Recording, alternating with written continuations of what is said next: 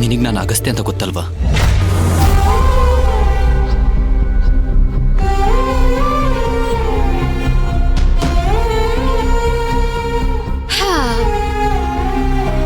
ಕೊನೆಗೂ ನಿನ್ ಬಾಯಿಂದಾನೆ ಸತ್ಯ ಬಂತಲ್ಲ. ಜೀವನ ಪೂರ್ತಿ ನಿನ್ ಹೆಸರು ಹೇಳೋದಿಲ್ವೇನೋ ಅನ್ಕೊಂಡ್ಬಿಟ್ಟಿದ್ದೆ. ಅಂತೂ ಹೇಳ್ಬಿಟ್ಟಿಯಲ್ಲ, ಅದು ನೀನ್ ಯಾರು ಅನ್ನೋದು ನನಗ್ ಗೊತ್ತಿದೆ ಅಂತ ನಿನಗ್ ಗೊತ್ತಾದ ಮೇಲೆ ನಾನು ಕೂಡ ನಿನ್ನ ಆದಿತ್ಯ ಅಂತ ಪೆದ್ದಿ ತರ ನಂಬಿದ್ದೆ. ಇಷ್ಟಕ್ಕೂ ನೀನ್ ಯಾಕೆ ನನ್ನ ಹತ್ರ ಬಂದು ನಿಜ ಹೇಳ್ತೀಯ ಅಲ್ವಾ? ನಾವೇನಾದ್ರೂ ಅಷ್ಟೊಂದು ಕ್ಲೋಸ್ ಫ್ರೆಂಡ್ಸಾ ನಿನ್ ಮನ್ಸಲ್ಲಿರೋದನ್ನ ನನ್ ಮುಂದೆ ಹೇಳ್ಕೊಳಕ್ಕೆ? ನೋಡ್ ಚಿಕ್ಕಿ, ಹೇಳ್ಬಾರ್ದು ಅಂತಲ್ಲ, ಆದ್ರೂ ಹೇಳಿಲ್ಲ. ನೀನ್ ನನಗೆ ಆದಿತ್ಯ ಅಂತ ಪರಿಚಯ ಮಾಡ್ಕೊಂಡೆ, ನಾನು ಅದನ್ನ ನಂಬ್ದೆ.